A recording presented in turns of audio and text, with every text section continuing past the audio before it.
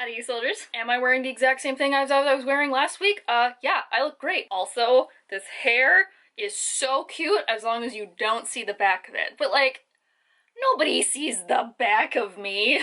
So excited to talk about my March wrap up today because I read some amazing things in March. I had a lot of feelings and I just want to talk about some girls with swords, some questionable space politics. I said last week that I got my shoulder touched up. See, the vines are a little bit thicker. I think it looks a lot better. I just have some general, like, more vine action going on in this arm. But I also got another new addition that I didn't show off last time, and that's this beautiful thing. It says, "Be afraid and happy." And it comes from The Raven Boys by Maggie Stiefvater. This is one of my favorite quotes. I believe Henry says it, and it gives me so many feelings, especially if you know where it is in the story, but it's kind of the idea of, like, you can't go through your life completely afraid all the time. Like, you have to be both afraid and happy. And I love that sentiment. I love how my artist fit it in on my arm. Sleeve modeling is really difficult, and I think it's lovely, so that's my latest inky addition to my Flesh Prison. Okay, I have a lot to talk about. There's a lot of weird shit that we're gonna go through today, so let's begin with some childhood nostalgia. Bought this a couple months ago, and it was in one of my thrift hauls because I found The Riddles at Epsilon by Christine Morton Shaw at the thrift store, and I almost had a meltdown as I stared at it on the shelf because this is childhood nostalgia to the point that I didn't know if this book actually existed. Like, did I hallucinate the entire year of high school where I just checked this out, like, continuously, and no one else I ever knew had ever read it? This has been the cryptid book of my imaginations for the last decade or more. Oh my god, how old am I? This is a very young YA, or like very upper middle grade, about a girl named Jess who moves with her parents into this kind of old rotting cottage that her mother has inherited, and they accidentally unearth this curse to all the women that happen to live in this household. And so it's her and her dog and some of the townsfolk and this mysterious figure who's maybe a demon or maybe not. But we're all trying to keep the curse from happening, and she needs to save her mother, and there's all this weird occult shit happening. Small town secret, seaside gothic mansion, and like a perky protagonist who's she's the kind of person that literary review would call whip smart, and my mother would probably call sassy. Oh god, I forgot how insufferable 14-year-olds are. Anybody that's 14 right now, like, what are you doing? Grow up. Maybe this is where I get my, like, wibbly wobbly timey wimey kind of obsession with. This is like a precursor to the Raven Boys, now that I think about this. Oh my god, we're making so many connections. And then of course, the superstar, the main attraction, the big boy. We're talking about Chain of Iron by Cassandra Clare. This is the sequel to Chain of Gold, the second of the Last Hours series, and like the 18,000th book that Cassandra Clare's put out. Chain of Gold was not my favorite book. I felt it fell a little flat. But this book frickin' slaps. We have more demon hunting shenanigans with Cordelia and James and the rest of the Merry Thieves and Matthew and a little bit of Will and Tessa and a little bit of Magnus and Grace, that bitch. God damn it, James! Oh boy, you had better take off that bracelet. It has that classic nostalgic Cassandra Clare writing that I love from her. I felt like the last couple books she was trying to force it and she was kind of trying too hard to be funny, but in here it just flows so well. It's absolutely hilarious, and the action scenes are so great. Again, the fashion slaps. She's so good at making my heart hurt. Oh my god. It's the worst, but also the best. This is what a sequel should be. This builds on what the first one already has, while also amping you up for the third one, introducing new characters, investing yourself in characters that are already there, amping up the tension while also having its own subplot story. This is a masterpiece. I'm so happy this exists. And another classic author that I'm sure a lot of people have been reading this month, and that is Shadow and Bone by Leigh Bardugo. So as of maybe 3 hours before I started filming this video, the newest trailer dropped for the Shadow and Bone TV series, and I am losing my goddamn mind. It looks so good! I'm so excited! Oh, they're not gonna fuck this up! Yes! I'm shouting a lot, but truly, that last trailer, I almost cried. I forgot everything about this book except for antler necklace that I want. We want to bang the villain, and scary flying flat monsters with triangle faces in the dark, scary, doom shadow place. And I mean, really, that kind of sums this up. I had a lot of fun rereading this Russian fairy tale inspired fantasy novel about different kinds of Grisha, who are kind of different types of magic users that all have the ability to control a certain thing depending on what order they are. And our main character, Alina, happens to be a sun summoner, one of the only ones in thousands of years, and she gets taken under the wing of the Darkling, who is the villain we all love to hate and hate to love. It's truly genius, because like the Dark One, boring.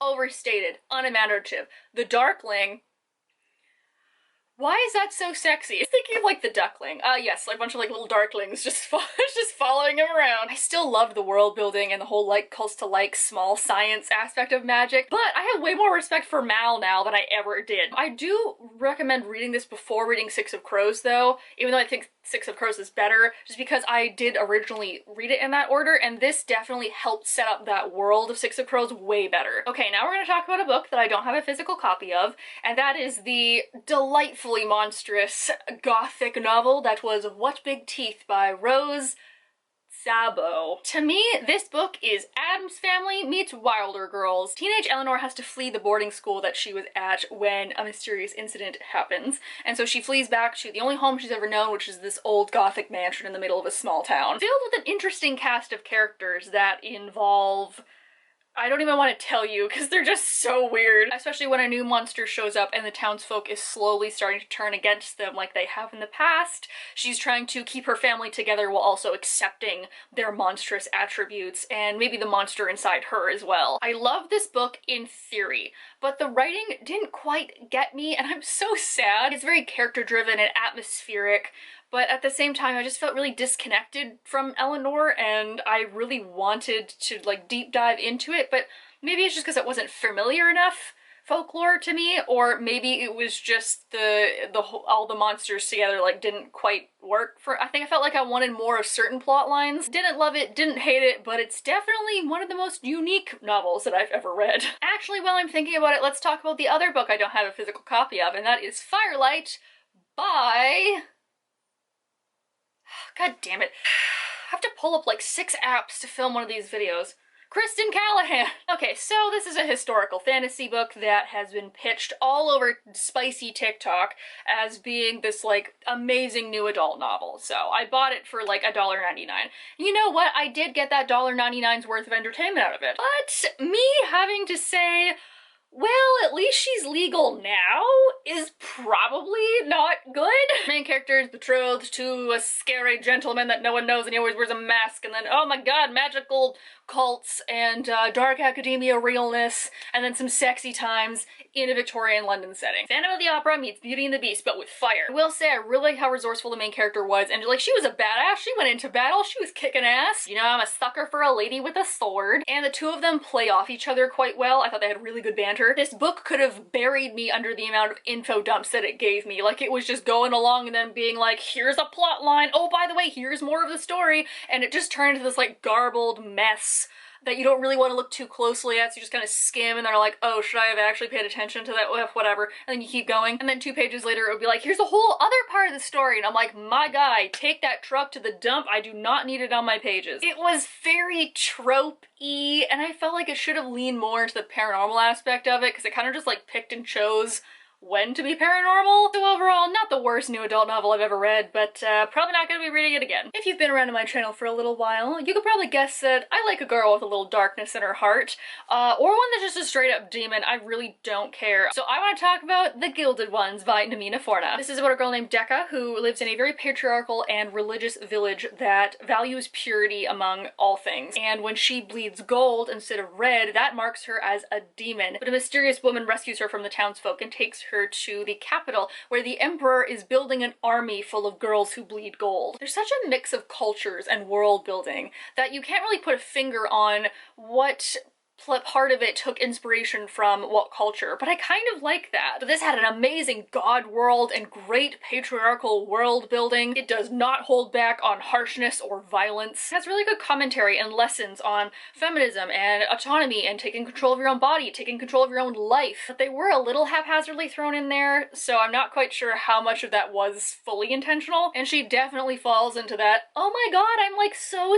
special kind of thing that I wasn't crazy about. But this army of gold-blooded demon warrior girls, oh my god, sign me the hell up. I also like how she like casually gets stabbed and beheaded within like a day, and she's like, NBD, Tuesdays, am I right? Like, what a queen. I can definitely tell this is a debut novel, but Namina Forna freaking came out swinging. Oh my god, I can't wait to see what she comes out with next. And lastly is a book that I can, oh, I'm so happy I was saying I'm giving 5 stars to, and that is the fantastic gay space political adventure that is Winter's Orbit by Everina Maxwell. We meet Prince Kiem, who is a party boy, kind of spare heir to this galactic empire. So to tame his wild ways and make a use for him, the Emperor assigns him this political marriage with the spouse of one of his cousins who mysteriously died in an accident. Neither of them want to be in this political marriage. As the two of them continue with their marriage, they start to learn more about each other and realize that they're kind of in the middle of this galactic military plot where stuff go bad real fast. This book is truly what happens when you have an introvert and an extrovert together in a room for extended periods of time. And I know that Jai's in the military and he's like a badass fighter, but he is my baby cinnamon roll who must be protected at all costs. I would die for him. This world is a really interesting take on gender and honorifics, bonds, arranged marriages, identity, political alliances. This book had my heart in a vice the entire time. This gave me so many feelings. The whole reluctant lovers thing went on for way too long. Oh my god, Jai, no negative self-talk 2021! Or whatever year this takes place in. There's so much potential for unique space worlds, and she really took all of that into consideration. But that also makes me sad that this is a standalone, because I wanted to learn so much more about these little, little Easter eggs that she just dropped in there, and I'm like, whoa, whoa, whoa, hold on. What do you mean about that? This book didn't feel like it was missing anything, but at the same time, I really hope that she writes more in this world. Universe. Galaxy, thank you, internet, for peer pressuring me into buying this. I have no regrets. I absolutely love this book, and I'm so happy that it's on my shelf. How am I losing my voice already? It's only, oh, it's been like 45 minutes. Okay, I've been screaming for too long. So there you have it. There is my March wrap up. I read so many books this month and I had a great time doing it. I was supposed to read the rest of the Shadow and Bone series, and then I just didn't catch up before the TV show came out. But I like remember enough that I'm like, okay, I remember who dies and like who the bad guys are. But then again, Rule of Wolves just came out, and I don't remember anything that happened in King of Scars, so maybe we'll have to reread them all anyways. Please leave down below if you yourself have read any of these and you want to fangirl about it, or let me know how excited you are for the new Shadow and Bone series coming out. Ooh, I am ready to drop a lot of money on TV show merch. Just to hear that, TV execs, I need some antler necklaces and I need Kaz's Crow Skull cane. Oh my god, I want it. Technically, I already have an antler necklace and a crow skull. But you know, I always need more. Things that you can never have enough of, right? Like elastic bands, paper towels, crow skulls. You know where to click to like the video, you know where to click to subscribe. I hope you guys are all having a nice day wherever you are, and I will see you all next week. Bye!